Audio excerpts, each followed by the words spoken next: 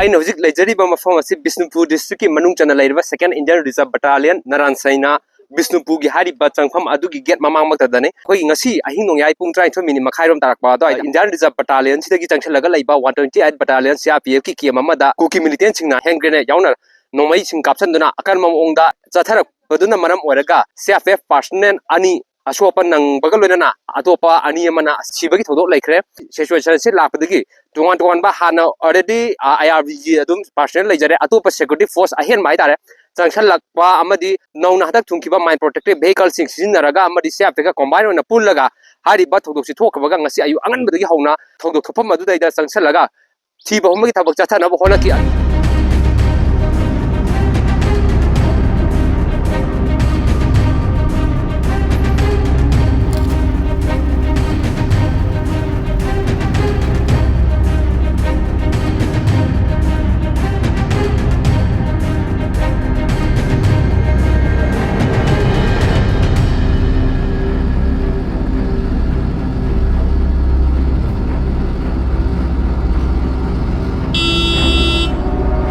लाइबक थीबदी सोंगी कुकी रोम सेनरी बंगाक सेलिबा सिक रेजिमेंट कांगुना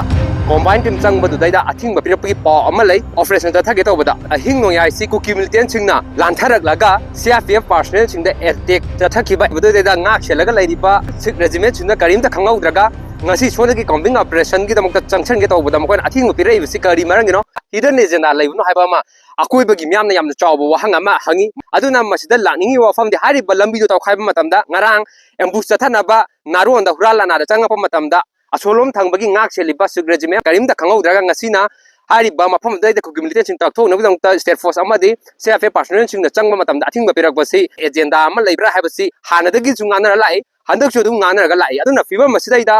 स्टेट लंगा खनतबदा सेंट्रल लंगाना करी मियंग चंगदरुबना हाइबसि यामना अचौबो वहंग अमा ओरि करिगुम CRPF पर्सनल सिंग अमदि IRB बटालियन सिंग असि लैरमदब तारगदि मफम तंपा मफम सि योक्सलागा खुंजा सिंग सि अटैक चथरम बतादि करी फियम ओरंगदगे हाबसु यामना अचौबो वहंग अमा ओइरकली आइना हुजि लैरिसना सिदै लंबि चे तारगा हाइतारे कुकी मिलिटेल लैरिबा ngomda ओइदोइनि असुम माइखैदगी हाइतारे कुमदरागा ngasai 128 battalion CRPF की द अटैक चथरमगा पर्सन अनि हारखगा अनि मन असोपन नंगलमिदो हाइरिबो थोदो थोखिबगा इरोइनना अयुतगी हौरगा स्टेट फोर्स अमदि सेंट्रल फोर्स हाइदि CRPF कांगुगो तौरफरेशन की दंता कॉम्बाइन ओइना तौरगा चंगुबदे अथिंगबा दु पिरखिबनी मफमजदा लैरिजे असिक रेजिमेंट अमा चुमे अदुगा अतोपा सेंट्रल फोर्स अमगा लैमिनबनी हाइ लाकनिंगी वफमदि कुकी मिलिटेंट सिंगना लाआकपा हाइबदि असोना ngaga सेलगा लै सेंट्रल फोर्स मखोइदो लै लैना कुकी मिलिटेंट सिंगना नारोंदा कुमद्रपदो मखोइना खंगौद्रगा ngasi कॉम्बाइन टीम ना चंगु मतमदन अथिंगबा पिरकपाजे मनुंगदा यामना अचौबा हिडन एजेंडा अमा लैब्रा मबवाफम अमा अकोइबदा तारिबा म्यांगी मार्केट याम चावबो वहंग अमा ngasai म्यांगा उनबा मतमदा फोंगद्रपा लैरे अदुना हारिबा थौदोक्सि मखा तादा थोक्तनबा होनबजु तंगाइ फदे दु ngasi चंगछलु मतमदा आइना फंगजबा पाउदा लंबी से चंगुबदा कुकी मिलिटेंट सिंगना लंबी से चंगकपा यादनबा गाड़ी थौजलपा यादनबा लंबी तौखाइरमबगी थौदो अमा लै हाइ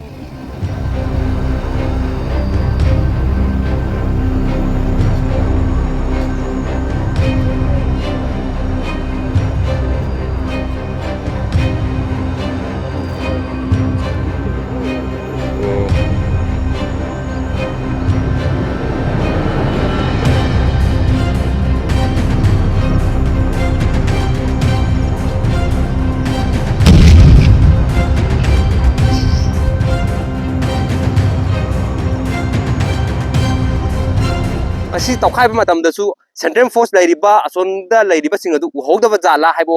वहंग अमसु यामना चावना थोरक्तबा नति नकनमरोंदा लालिबा पाउदी ngasi naranchana maning माइके असोमदगी हौरगा combine team one state force का सेंट्रल का पुलगा जंक्शन सर्च ऑपरेशन अलदैदा सिक रेजिमेंट ना लंबी थलंबा कोगी सोरोक्सी तखैरमबगी थोदोक लेबदगी चंगबंगमदबगी फिल्म अमा लाख मतुंग अमदि मपुंग फाना सर्च ऑपरेशन तौदना थोलखिबगी पाउ लैजरगासु तोंगानबा रिपोर्ट अमदा CRPF की पर्सन अनि लैखिदबा अमदि अनि शोपगी थोदो असिगी मतुंग ताराकबा ओइना सर्च ऑपरेशन अमा लांचिंग मानदी अमदि खोइरेंता की एरिया दा जथखरे हाइबा रिपोर्ट अमा लाइ रिपोर्ट दुदा पालिबदी नोंमै मरी उलग लेबा पिक्चर दु रिकवर तौबा ngame aduga cartridge khara amasu search operation adu da phangbaga lona bunker ahum mang ta hankhre haiba paw amadi lai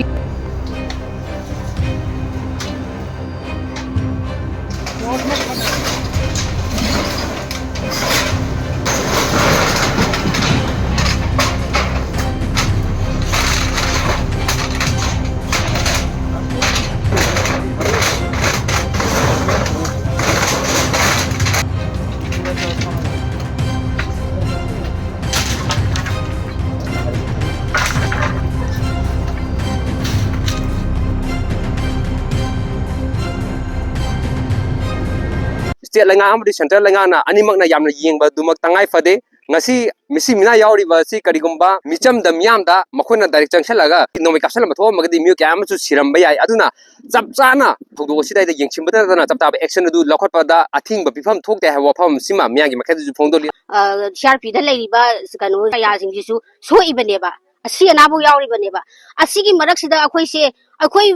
akhoi bu ngakpi ba makhoi se ba boda sukan ba lan se taksila ba matam si ba boda kanana akhoi ji bu kanana sena bidori gi misam praja khulai su yaw da ba akhoi myam ji bu kanana sena bidori gi ha ba se akhoi wa hangoi na hangding ne ba akhoi ga lan thengna jarage नखोई दबाव बदा नोय ngakpi senbi gani leiba नखोई दबाव बदा attack se taksila ba si ba akhoi tawjarage haiba dबाव मोइन अथिंग बा पिया बा मिकुम ना हम yenga amamam ani ni salaga hato khiba duraba akhoi manipur ge no sing department mayam mari lena ba sing sida ngai biri akhoi mut khiba sira haiba mase yamna sawbo wahang ne adaksu attack tawra ba attack taw siba na ba yawra ba siba moi gi makhutta gi kari gumba ma mo yekna ba sing khut thaba leitri si maram si kari gi manung da kari gumba aron ba ese thaba leiba ma le ba khoi di tumi lei kai gi no ba khoi gi akhoi bu ngakpi gi ba mo khoi chokla ba sira bu hawda mo khoi tumi lei ji kari gi no maru ba thok si kari gi no ba si yam penjade akhoi praja mayam na yam penjade ba si akhoi bu ngakpi ga ni leiri se akhoi bu ngakpi ba gi mahota moi di akhoi mission dong na leiya ba khoi halu son thadorok ne ba thadorok ba chama ne he akhoi di maitai di akhoi na sona kan ngak thoge noi changning ba mafam da sango haibe gi mong da tawre ha ba khoi ga onsan na raga ma khoi na ngak ini khangde adagi misang sang ini khangde ama ma tawragi ba mayam duna akhoi tumine leiri ne ba makhoi no janghan bidre akhoi lantheng na jarage ha ba do janghan bidre adu raga di maitai ma cha ga ji di mut khara jano haibe gi mata gum moi ngak thok jarage adu noi di sangning ma mafam da sango na thado bu ga sama na adu koi na hangan ba da moi ki ba sama na daraba adu moi lei na moi na ngai hai na moi gi manak sang ba ngam ai se karam ba lambi da sangai no karam ba agenda da sangai no ba si hangning ha ba re central force ma ngai re pura ma matung mairing bane sidai hen hai ngai ka su leite pura ma gi matung mairing bane ta sing ge har ba da ada akhoi se sumaina sum leiraga di akhoi sibu kanana section bido no kanana section bido na hawa hang se akhoi tatana state force ama di central force du hangjai ada akhoi mamang da su kaya gum ma su ma kaya ma haru matam ju uche kapi ni khara habi dai ade adu tawbi ni cha ta le ni khara habi dai sumaina sum am se akhoi khangwa ngambak ta na akhoi se khangwa ngambagi ta akhoi wangwa da laira abane ba kunja se da akhoi section da badiya di kun section je haidana akhoi ahing nungdin khaktana masaida kang marakta nong ising marakta akhoi se khangi bane ba adu ngarangi numi se moi ta singe harbada yam nakna la bane akhoi gi yekna ba se kuki se moi di mikum na hom leiraga sidai da kari tawba yai sai da kari tawba yai habasi yamna thiraga sangak bane ngarang se akhoi gi sai da ARB manung sida leiriba mayam central gi force CRP leiri se sai da yam nakna bom se thadarak bane noi kapselak bane thu matam da hare bai area sidai da myam da tanglu letan na lehna khona bi tangai fado wafa si leira ha ba loina camera person suresh malong loina na pawdam jari ba naurem tan noranjan amnaran saina